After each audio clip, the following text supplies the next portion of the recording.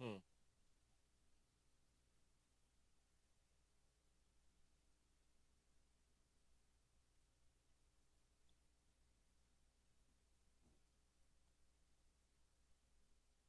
This is Geek News Central. My name is Todd Cochran, coming to you from the new media production studio. The lead stories are Facebook papers and the ongoing PR nightmare. Tesla is selling EV chargers for non-Tesla cars. Did you get your Mac bricked on its update to Monterey? Also, 5D storage, 500 terabytes of storage on a CD sized piece of glass. I want to welcome you to episode 1565 of the Geek News Central podcast for Monday, November 1st. This show is sponsored in part by GoDaddy.com and listeners just like you. Great deals from GoDaddy can be found at geeknewscentral.com/GoDaddy. You can support this show today at geeknewscentral.com/insider. Hey, warm welcome to all the listeners of the show. Thanks for being here. Of course, I want to thank Kurt for standing in for me while I was on travel. More about that in a few minutes. But of course, I want to make sure you get over to geeknewscentral.com, get over to the website, check it out, get subscribed to the podcast, subscribe or follow over there. All the links are there. Of course, you can get subscribed to our newsletter as well. The newsletter is available via the website. Newsletter is a one-way email that you'll get immediately following the show. Contains everything that I'm going to talk about during the podcast. Of course, you can join our chat room. Our chat room is a Mastodon chat server. Join the Federation at geeknews.chat or on Discord, which is available via the link in the show notes as well. You can always contact me via email. That's easy thing to do. Geeknews@gmail.com is the email address you go to. Of course, I'm on Twitter as well at Geek News. You can follow me on Facebook just by searching for my name, Todd Cochran. Follow me over there. All our partner shows are linked to geeknewscentral.com, whether it be the new media show that I do in conjunction with Rob Greenlee, The Gadget Professor by Mr. Don Bain, of course, the GNC Week in Review done by our executive producer here, Kurt Corliss, and our retired shows, the Podcast Legend Show. So definitely thanks, everyone, for checking out all the family of shows that are available at geeknewscentral.com. Again, check out all the great content on the website. It's ongoing. It's being updated. Your support of this show makes it possible for our writers to continue to write. Matter of fact, I got their bills yesterday, so I have to pony up and pay that. But of course, all this would not be possible without our sponsor. Our good friends at GoDaddy. You can save lots of money by going to geeknewscentral.com/GoDaddy. geeknewscentral.com/GoDaddy, where savings begins, and you can get online just really easily. And it's very, very simple to do. 30% off a new product purchase is my promo code that you can get started with, or a $4.99.com on new and transfer domains for new customers only. Of course, a $2.99 month economy hosting, $2.99 a month economy hosting for the first year includes a free domain name, or $2.99 a month managed WordPress hosting for the first year, which also includes a free domain. Two of the very best deals for hosting accounts known to man that exist in the known universe. So check those out. Of course, if you're a business owner, you may want to consider a free trial of GoDaddy Website Builder, your choice of personal business or business plus plans. That's a 1-month free trial. All those are available at geeknewscentral.com/GoDaddy. We want to thank GoDaddy for their ongoing support of the show. It is November. It is a new month. What does a new month mean? New month means, hey, need you to step up. If you want to support the sponsor, support this show, help me keep the lights on, help keep the bills paid, keep electricity and everything. And yes, we had to actually turn on the heat today, which kind of sucked. That means I'm using gas, but it is. And of course, Geek News Central listeners can save an average of 94% on GoDaddy hosting accounts and an average of $3.50 on each GoDaddy domain name. And again, your support of this show allows us to do what we do and keep this independent team working and keep this well-oiled machine running. I want to thank you all for being here. Thanks for being patient while I was out. I'm telling you, lots going on. And for those of you that are watching the video, yes, I am officially announcing that I am participating in No Shave November. And a portion of all insider donations this year will go to the charity surrounding No Shave November. We'll talk more about that in the coming weeks. So if you're not an insider already, definitely consider geeknewscentral.com/insider.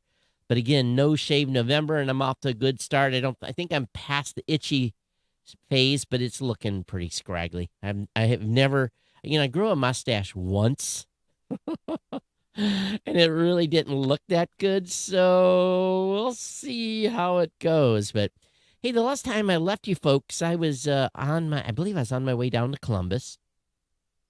Went and spent a few days down in the office. Came back to Michigan, did a quick turn, and left for Austin. I was at the SHRM conference in Austin, and had a good event there. Relatively small, about 500 people were attending the show, but got to talk a lot of folks about our private internal podcasting product that we offer over at blueberry.com. And it was good. Can't complain. Had a good trip down. Probably could have, if I'd have planned it a little better, snuck out a little bit earlier. But in all told, I flew back Thursday, and was here in the office Friday, just doing nothing but, absolute cleanup. I think I went 2 days without answering business email, and I had 390 emails in my inbox, and it really took me nearly, plus all the other stuff going on. Took me a whole day to clear the backlog, but that's what's going on. Hey, one of the things I'm looking for, and I haven't posted the job announcement yet, but I'm looking for a digital marketer. If you know someone that is a good digital marketing person, and again, I don't have the job description fully vetted out yet. I'll be posting that soon. It's going to be a position at Blueberry Podcasting. Let me know, and if you might have a candidate, we'll at least send the job announcement to them. They can decide if they want to send a resume or not. But we'll be hiring a position. Don't know if it's going to be virtual or actually in Columbus. Haven't decided yet. But again, it really depends on the person we find. But it's good to be back in the studio. And I definitely want to thank Kirk for standing in and doing the show. And, of course, Go Green. Yes, Michigan State won the football game against State of Michigan. And quite a few of my friends were quite happy. Quite a few of my cousins and other associated friends weren't so happy. So if you're a Michigan football fan, yeah, it was a good game. I guess. Be honest with you, I have YouTube TV, and it wasn't on. I couldn't even watch it. I was getting play-by-play action via like Twitter announcements and stuff like that. So I didn't even watch it, truth be told. But anyway, glad I'm back. And here's the schedule so that you know what's going on. You guys know that I have to go back to Honolulu for the dermatologist appointment on the 18th. I have to go back and get a scalpel. I guess about a 1 inch by 1 inch piece of my skin taken all the way down to the muscle. And that happens on the 18th. So basically today I was looking at flights. It's just because it's close to the holiday period. Horrible. So I fly out on the 17th. I'm there the 18th, and I leave the afternoon 19th and come back the 20th. So yeah, kind of a crazy just down and back. But that's what it's going to take. I was going to stay a little longer, but my daughter doesn't get in until after Thanksgiving, so it really didn't make any sense to stay there another week or so just to hang out a few days with her. So anyway, be back on the 19th, and then that's kind of it. And then I should be in the studio all the way up until the Consumer Electronics Show in January. So that's kind of the plan here. But haven't decided if I'm going to do anything on Veterans Day or not. I don't think that's an official holiday per se. Probably will be a regular show here, I would assume. But I'll be punching through, and definitely no show on Thanksgiving. And probably have Kirk step in for me on the 18th when I'm make the bad dash to Honolulu and back. But other than that, I'll be with you, and we'll continue the march here forward with the podcast. But thanks, everyone. And one thing I've found out is, as I had stated, I did replace the MacBook Pro that sit here with a Mac Mini, and it's on the Apple Silicon. And one of the apps that I use is not working so well with that. Hope reach out to the. It's one of the. It's the application I use to put the screen up for you. It causes my Chrome browser not to scroll well. It's a very odd bug. It's like I can turn it on. It's kind of cool. I turn it on, and for those of you that are watching tonight, it will show what's on the screen. So I can do that and show you what's on the screen. But when I internally here scroll it, it doesn't want to scroll correctly. It scrolls on the secondary screen, which is kind of weird. But anyway, so you won't have as many screen captures tonight. But hope everyone's doing good. We're on all the live streaming places. We're on Facebook. We're on Twitter. We're on YouTube. We're at live.geekandcentral.com. As usual, for those of you, again, just join the show, make sure you follow or subscribe to the show from the website. So let's talk about this ongoing PR nightmare that's been going on for Facebook now for, a month or so. And, of course, Facebook renamed their company to Meta, or the main company, like Google did Alphabet. Facebook did Meta. You know what Meta means in Hebrew? It means dead. So Facebook and now Meta might just be experiencing this most sustained, intense bout of bad press ever. Of course, thanks to whistleblowers Frances Hagan and thousands of documents she spirited out of the company. And, of course, the Wall Street Journal was one of the first companies to release, and then Gizmodo and Engadget and all kinds of 100 other different press folks have basically been on a writing binge to just disparage the living crap out of Facebook. So where does this really sum up to? And we know there's going to be more to come. But we know, number one, Facebook allowed politics to influence its decisions. And it wouldn't be a surprise to anyone who's followed Facebook over the last 5 years or so. And then, of course, Facebook has serious moderation failures outside the United States and Europe. So while they paid for a lot of moderation here in the United States, they did not moderate overseas in different countries that spoke different languages. So the safety issues in countries outside the United States and Europe have been a huge problem.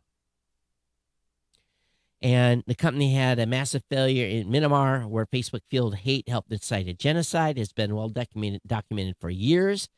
But again, the company, according to internal documents, has had significant gaps in its ability to detect hate speech and so forth and other rule-breaking content on its platform. So that's been one of the second points that have been let out. And again, I'll have a link up in the show notes for this. You can go through this whole dialogue that the folks at Engadget put together. But number three, Facebook has misled authorities and the public about its worst problems. Now, I think if we watch The Social Agenda, if you watch that documentary, you will know that, and you will have been informed and know that Facebook has really not been a good public character in many cases, in my opinion. So it is an interesting write-up of things that they have done wrong. Number four, Facebook has misled advertisers and shareholders. And these are allegations that couldn't have been with some of the most consequential, because they show serious problems affecting the company's core business, and they could tie into any future SEC action. And when the SEC gets involved, usually there's big, big amounts of money to pay. Number five, Zuckerberg prioritized growth over safety. And while the Facebook papers are far from the first time the company has faced accusations that put profits ahead of users' well-being, the documents shed new lights on many of those claims. One point that came up repeatedly in the reporting, Zuckerberg obsession with MSI, or meaningful social interaction. We know that Facebook retooled its newsfeed around the metric 2018 as a strategy to combat declining engagement. But that decision also meant to make sure Facebook users were seeing more content from friends and family, also made the newsfeed angry and more toxic. Although I didn't see more content from friends and family, I saw mostly business engagements. So what does this mean for Meta? That's so funny. It could end up being very, very bad. The FTC's taking a look at the disclosures. This could end up being a situation where they're too big, and maybe Congress will come back after them, and there may be antitrust stuff. Who knows? So time will tell. But the PR disaster for Facebook is not yet over. Excuse me. Moving on to another topic. Tesla is starting to sell home chargers that work with other electric vehicles. The J1772 is a wall charger, $415, capable of putting out 9.6 kilowatts, and again is designed for both indoor or outdoor installations. It's basically a reworked version of their Gen 2 Tesla home charger. And, Tesla's led the way here in electric vehicles. So this new wall charger and the opening of the supercharger network, you guys knew that, right? Shows the company is ready to take advantage of the many new EVs that are on sale or close to it. And while it probably won't make Tesla a ton of money, there could be a good opportunity here.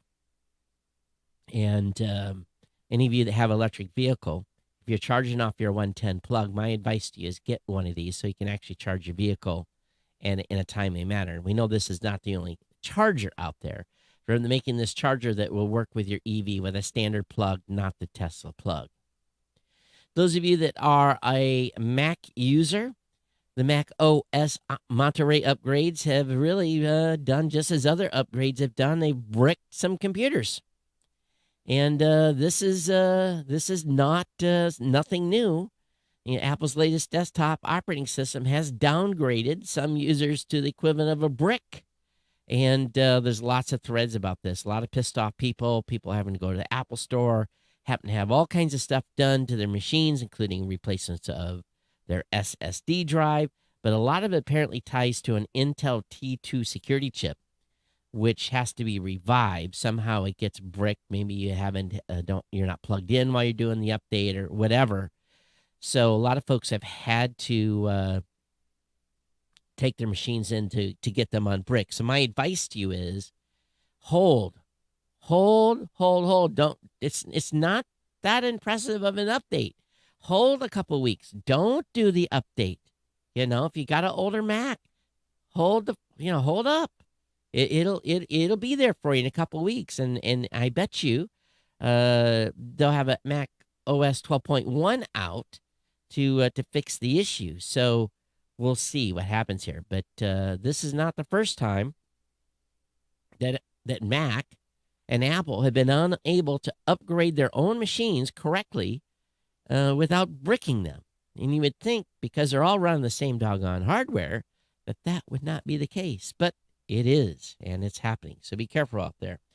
The real nerds out there, you're going to love this. A 5D storage has been talked about for years, been played around. But they've got a new one. A 5D storage could fit 500 terabytes on a CD-sized piece of glass. That would be 10,000 times more data than a Blu-ray disc. And what they're using high-speed lasers. Researchers created a 5D storage technology that could allow 500 terabytes of data to be written to a CD size. That's a big number for a CD-sized piece of glass. And more importantly, they're using a laser to write it, and they're using a microscope to read it. And it's at the nanoscale. Now, what's really impressive about this is the readback is not as slow as other technologies in the past using 5D storage. But it's been estimated now that this new storage medium could withstand temperatures up to 1,000 degrees C and last, listen to this, 13.8 billion years at room temperature without degrading. So we could potentially have a new storage system that may prove the test of time. Currently, tape is it. So this is pretty awesome. Now, they were able to write at speeds around 1 million voxels per second, or about 230 kilobits per second. So not the fastest thing in the world. May slow, but by introducing parallel writing, you could feasibly fill a 500 terabyte disk in about 60 days. And that could provide a way to back up reams of valuable data. essentially forever. So 60 days to write 500 terabytes in this method.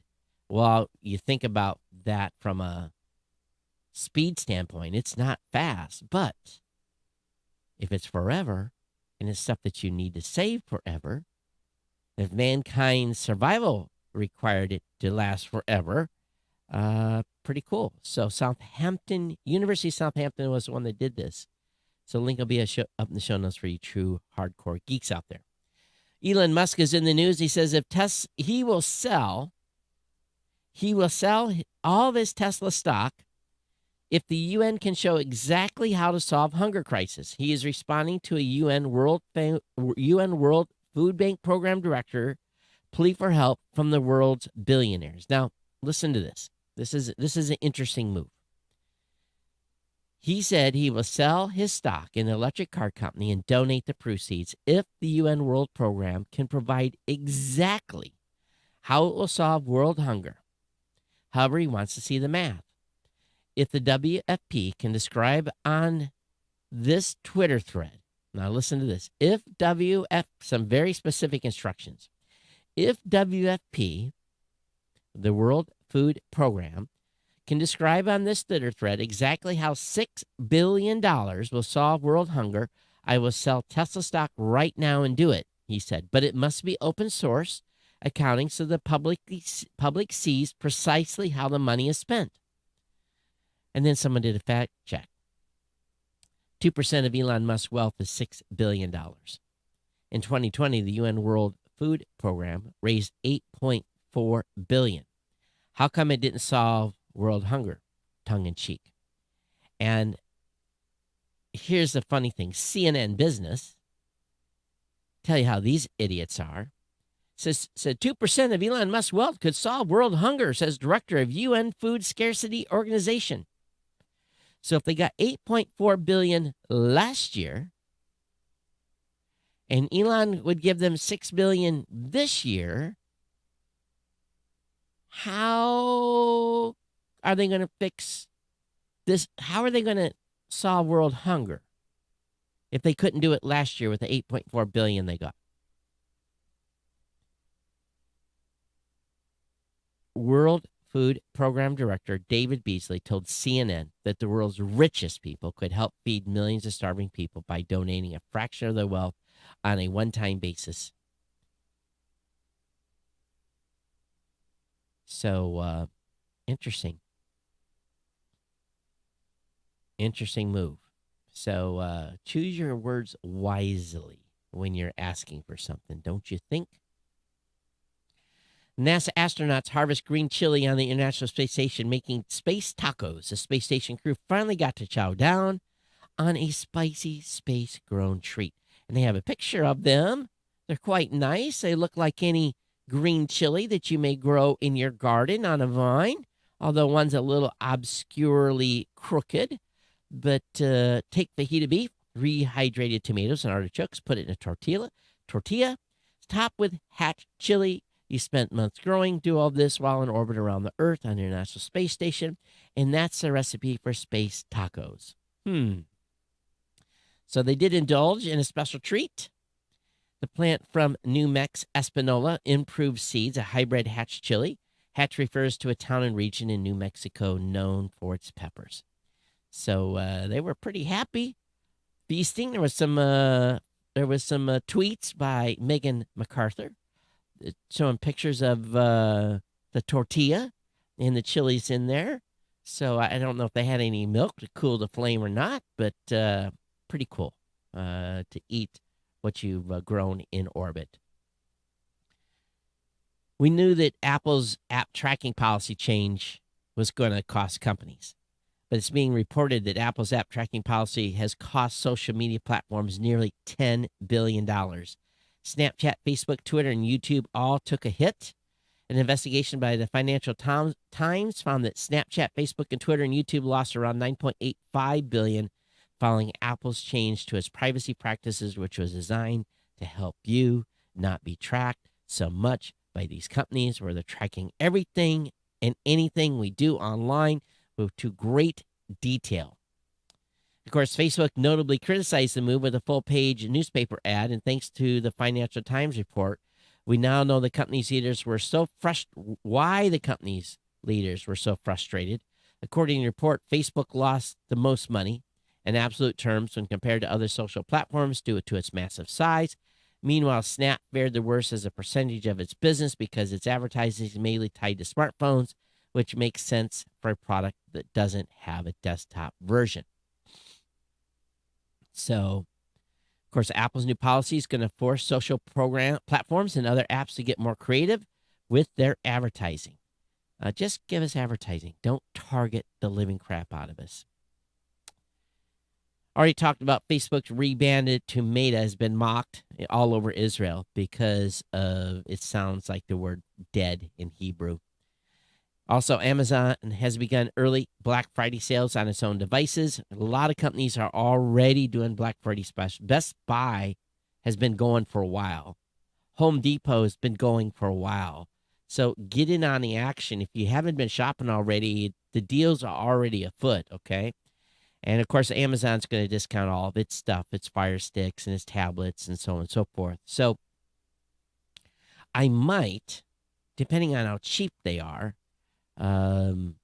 get myself a new black and white Kindle. And I'm always seem like I'm running the battery down on my iPad, and those things last forever. But we'll see what the price of them are when they're on sale. I need a kid's version for about $50, but I don't need a kid's Kindle, to be honest with you. Chromebook sales have fell hard in quarter three as education market becomes saturated. The world PC sales fell 2% in the third quarter. Perhaps the most startling data point in the latest PC market survey was Chromebook sales were cut in half from 18% of total sales last quarter to just 9%. Well, some of the kids are going back to school. And the good news for the market in general was that over 122 million units moving in the quarter. Those numbers are still well above pre-pandemic levels.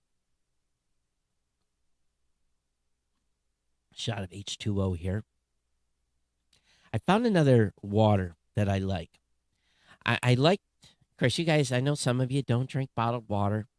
I filter some as well, but here in the office, I like the Nestle bottled water, or believe it or not, the Sam's purified drinking water. It's not bad. I bet you they're bottled by the same group. Tastes just about the same. But yes, I know. Bad for the environment. So kill me now. But anyway, Sam's Preferred, not bad. And yes, that's the only thing I really go into Walmart to buy. I don't shop there very much. I do have to get prescriptions there, so I'll give them that. But overall, Chromebook sales were down 37% year over year as a pandemic-induced sales frenzy finally slowed down with 5.3 million units being sold. So those of you who track this kind of stuff, the link will be up in the show notes. If you're on Facebook today, make sure you say hello. Oh, and I forgot to mention, I met up with Chris, a fellow podcaster, and he took me to dinner. It was fantastic. Chris, I know you're watching tonight. Thanks for dinner in Austin. It was fabulous. Hanging out with you and yakking, talking shop. It was good. So we'll have to do it again. Facebook has took down a government-run troll farm in Nicaragua. So apparently, there were multiple government agencies that helped run a network of fake accounts and media pages that span across Facebook, Instagram, TikTok, Twitter, and YouTube. Facebook shared details of the network in its monthly report on a coordinated, inauthentic behavior on the platform. In addition to hundreds of fake accounts on this platform, the troll farm also operated complex networks of media brands on Blogspot, WordPress, Telegram. Facebook said in a statement, some fake accounts posed as government supporters, while some posted as university students who led protests against the government in 2018. The fake account also mass reported activists and other government critics in an attempt to get them banned from Facebook. Beginning in 2019, the group also began posting and artificially amplifying praise about the Nicaraguan government and the ruling FSLN party. So pretty big troll farm taken offline. When are they going to take the Chinese troll farms offline? That's what I want to know. Amazon's Project Kuiper will launch 2 prototype satellites by the end of 2022. Well, They're only going to be 3,234 satellites behind. Well, they want to put up 3,236 low Earth satellites to provide internet just like Starlink has done. Now, nothing from Starlink yet for me. I've not heard from Elon and the team. Don't know why. But the CubeSat 1 and CubeSat 2 will be put up later this year as a test before they go into final production. Question is, how are they going to get all those satellites up when they don't have reusable? That's the question I want to know. How are they going to make that happen to get him into a orbit high enough? So time will tell on this one, won't it? Astronomers may have spotted a planet in another galaxy for the first time.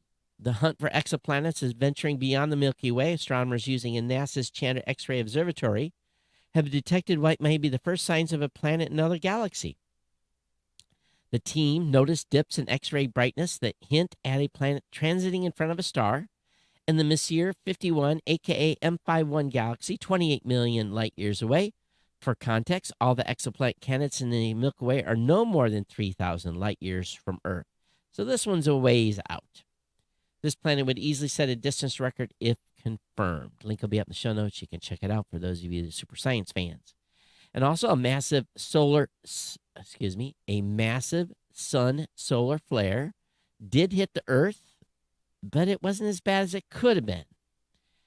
On October 28th, the solar flare was observed on the sun's lower center, and that this flare resulted in a large amount of radiation smashing into Earth. Well, the flare was officially classified as an X1, with the X being the most intense classification given to a flare. Officials predict solar wind produced by the flare would impact Earth on the 30th, and while their timing was correct, the intensity was not. The coronal mass ejection from the flare arrived with much less intensity than anticipated, with the majority of the flare actually missing Earth. So that should be good. It should be noted that those charged particles are funneled into the atmosphere via the poles and called auroras. As a kid, I saw some pretty cool auroras. But anyway, wasn't as bad as it could have been. If you work for Amazon, specifically in the warehouses, Amazon has lifted the mask mandate for vaccinated warehouse employees. Fully vaccinated warehouse workers won't have to wear a mask starting next Tuesday. Well, good for them.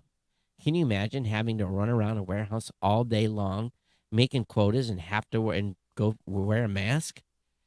Wow. You're in a big building where you're definitely maintaining social separation. It's ridiculous they had to wear them to begin with. Anyway, vaccinated employees will not have to wear a mask starting on Tuesday. Good for you. Google confirms the Pixel 6 Pro display flickering issue will be fixed next month. So if you've got a Google Pixel 6, then they're going to try to fix that. Users notice that when the Pixel 6 Pro is off, pressing the power button with slight pressure, not enough to turn it on, seems to activate a strange display flicker. This doesn't affect the device when it's on, only when it's off. So they're going to get a patch out for that. As teen left Facebook, company's plans to lure 6-year-olds was part of that documentation that was revealed. And Facebook was trying to figure out how they were going to bypass COPPA, COPPA, and that was their biggest challenges in trying to roll out products to younger kids to get them interested in the platform, and the AK Kids and a proposed youth platform. So we know many of that stuff has been shelved. Should have had that earlier, and didn't do a good job organizing the tabs today. I'll have that link up in the show notes for you to review. For those of you that are back to driving, more than 20,000 people have died on the United States roads in the first half of 2021. Vehicle miles traveled increased, but not enough to offset the rise in deaths. The United States registered its greatest ever 6-month rise in traffic deaths for the first half of 2021. The NHTSA has published its early estimates for the months of January and June. The number are grim. During the first half of the year, 20,160 people died on U.S. roads, an increase of 18.4% compared to the same 6 months of an already very diddly 2020. Now, we know most people weren't, it was early 2020, no one was driving. I'd go out on the road, it'd be empty. But Americans started driving more riskily, according to this article, during 2020. All the pandemic resulted in a decrease in the total number of vehicle miles traveled. The total number of deaths increased because people were driving faster. So what were the most deadly states? Colorado, Nevada, North Dakota, South Dakota, Utah, and Wyoming. You have those big open spaces. Alaska, Idaho, Montana, Oregon, and Washington was high as well. Arizona, California, Hawaii rounded out the top regions where the highest number of deaths. And the smallest increase was a rise of 8% in Arkansas, Iowa, Kansas, Missouri, and Nebraska. So watch your speed out there, ladies and gentlemen. You know, has Microsoft ever learned? Have they really ever learned? I just sometimes, we talked about this in the previous show a little bit, but let me just bring this up on the screen. I had to turn the software on, so let's see if I can get it to scroll. There we go. Do any of you know what that is? How many of you remember Clippy? Well, it appears that coworkers are digging into a long, grueling database project, are putting in little Clippy icons all over the place just to be smart, to break up the monotony. If you're using Microsoft Teams, that seems to be sport right now, to put Clippy in places that you wouldn't expect it to see. And in Team, that you have a whole bunch of Clippies. A Clippy pack comes. Why can't they stop? Well, it's just like the worst joke ever. Hello there. Looks great. I'm here. Clippy holding a cup of coffee. Oh, my goodness. That was just something that should have remained dead. That was just somebody that just wanted to be funny. Apparently, Facebook verified a fan page posing as Elon Musk. They thought it was Elon's actual page. There was only 8 posts on it, and it was clearly marked as a fan page, not a real page.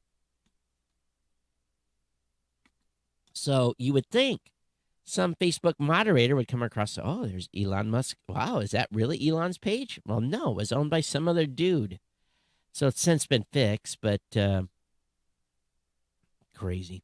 And it didn't claim to be Elon Musk, claimed to be a fan page. Chevrolet has some of the most classic cars, old classic cars, a 1957 Chevy, right? 57 Chevy, everyone. No one says a 57 Ford, but people talk about a 57 Chevy, right?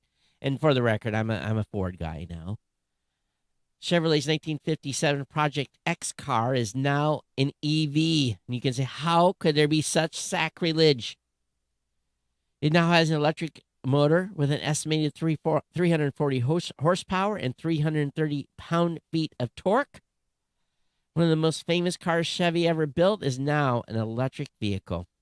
The company teamed up with Kanazi Racing and hot rod publisher Motor Trend to electrify the 1950 Chevy Project X vehicle.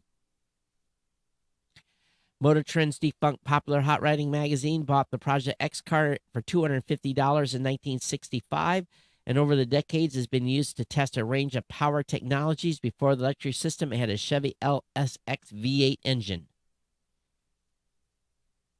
But now it's got a 400-volt electric powertrain with an estimated 340 horsepower.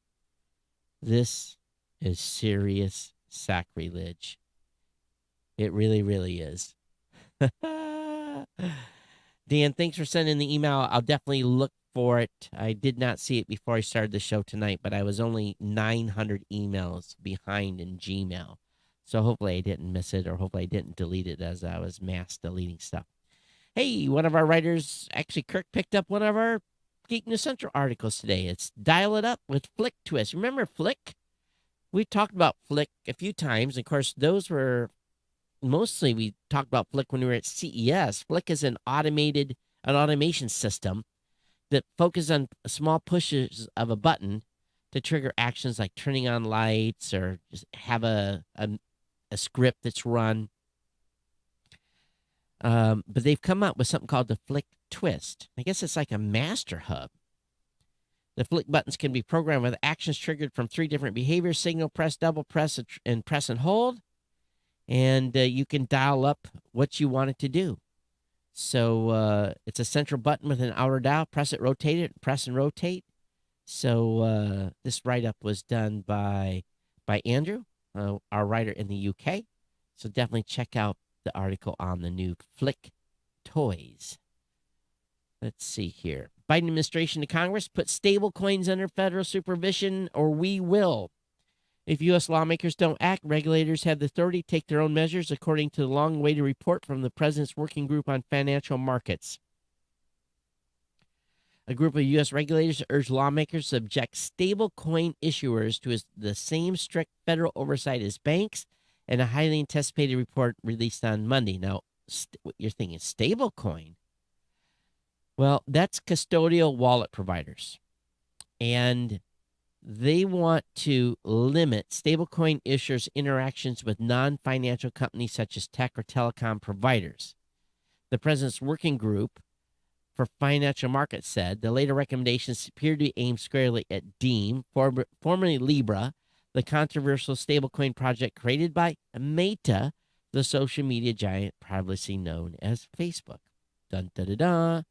So the report is part of an escalating effort by policymakers to rein in a $138 billion segment of the broader crypto market to mitigate the risk they believe stablecoin pose to consumers. And how about Bitcoin? Going crazy right now, isn't it? It's been up and down a little bit. But anyway, if you want more information on stablecoin, I have it linked up in the show notes. There's an article written by the folks over at Coindesk.com. The iMac with the M1 Pro Max chipset expected in the first half of 2022. According to a leak, it'll be coming out next year. And base model will have 16 gigs of RAM, 512 storage, M1 Pro and M1 Max, dark bezels, HDMI, SD card, and USB-C. Similar design to the iMac 24 and Pro Display XDR. Starting price at over $2,000. Ethernet on brick standard. So, interesting. So we'll see. If you're thinking about a new iMac, if you want it on Apple Silicon, you have to wait. Roblox is back online after 3 days of a Halloween outage. They had some server issues, but they were offline for 3 days. That's a big number for a gaming platform to be offline. Some heads are going to roll over there. Well, the next thing up is you want to get paid $1,000 to binge watch space movies. Well, any interest in going to space before the end of the year? Well, if you're not a billionaire, that's probably not going to happen, but you can do the next best thing. You get paid to watch a bunch of space movies. So what the job entails. The position is with MRO Electric, and as you probably guessed, involves watching movies about or that takes place in outer space. Specifically, you'll need to sit through each of these 12 films over the course of 1 month. 2001: Space Odyssey, The Martian, Interstellar, Moon, Proximia, Passengers, Hidden Figures, Apollo 13, First Man, The Right Stuff, Gravity, October Sky. I've seen them all. In addition to that, successful applicants will be provided with a worksheet to complete for each movie where they need to take notes and track specific details. All of these tasks must be completed by December 23rd, after which the person will receive a payment of $1,000. Then MRO Electric will incorporate the person's responses from the worksheets into a blog post to be published on their website. If you want to apply, link will be up in the show notes. Those of you that don't have nothing better to do but to watch some movies and fill out some paperwork, I recommend that you go over there and apply. You might make some money. Okay. I think I'm close to the end. Let me check email and see if anything came in. Oh, man. I induced an error in the RSS feed. It was my fault. we were doing some testing on the ad insertion stuff that we were playing around with. I was having a player issue. And one of my developers told me put an @ at the end of the media URL. That'll fix it. Well, it didn't, but it also broke the feed. So I sincerely apologize. I had a bunch of email from all of you saying, hey, the show's broke. I can't get the show. Hey. And of course, I wasn't checking email because I was in Austin. So I apologize. But yes, the feed is working. The podcasts are available. And we're back online. And but anyway, everyone, thanks for being here this evening with me, and or wherever you listen on how you listen to the show. Thank you so much. If you have comments about today's podcast, all you got to do is email me back here, geeknews@gmail.com, geeknews@gmail.com, or follow me on Twitter @geeknews. Have a suggestion for the show? Don't like the commentary? Don't like my analysis? Let me know. We'll definitely talk about it on the podcast for sure. Thank you so much, everyone, for being here, being part of the Geek News Central family. Don't forget about our communication methods with the geeknews.chat. Don't forget about our sponsor, GoDaddy. That is really important that you ongoing support of them. Please think and consider a GoDaddy hosting account or GoDaddy domain name or GoDaddy product to build your online business. It's a great way to get ahead. And for those of you that are insiders of the show, thank you so much for your ongoing $2, $5, $10, $15, $20, or $25 a month ongoing contribution to the show. And if you're not an insider already, I definitely appreciate it if you would consider to be so. All right, folks, that's going to wrap me up. I'll be back with you on, today's Monday. I'll be back with you on Thursday for another edition of the Geek News Central podcast. Meanwhile, it's No Shave November, and I've got a few days head start on it. It's not day one for me, but we'll see how it looks in 30 days. It's going to be it's going to look cool or it's going to be an utter disaster. And for those of you that do have beards, what's the best way to go about this? Should I trim underneath on my neck, or what should I do? I guess I have to watch some YouTube videos. I have a nary a clue. All right, everyone. Thanks for being here. We'll see you next time on the Geek News Central podcast. Everyone, take care. We'll see you next time. Bye-bye.